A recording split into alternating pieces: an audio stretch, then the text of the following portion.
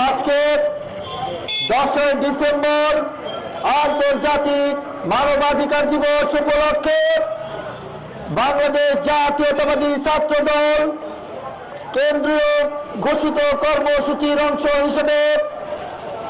বাংলাদেশ জাতীয়তাবাদী ছাত্র দল সিরাজগঞ্জ জেলা শাখার অধীনস্থ সিরাজগঞ্জের সর্বোচ্চ বিদ্যাপীঠ আমার প্রাণের বিদ্যাপীঠ, যেখান থেকে বাংলাদেশ জাতীয়তাবাদী দল বিএনপির নেতৃত্ব উঠে এসেছে, সিরাজগঞ্জের সর্বোচ্চ লেখাপড়া করার স্থান সিরাজগঞ্জ সরকারি কলেজ ছাত্র দল কর্তৃক আয়োজিত আজকের এই মানববন্ধনে উপস্থিত রয়েছে সিরাজগঞ্জ জেলা ছাত্র দলের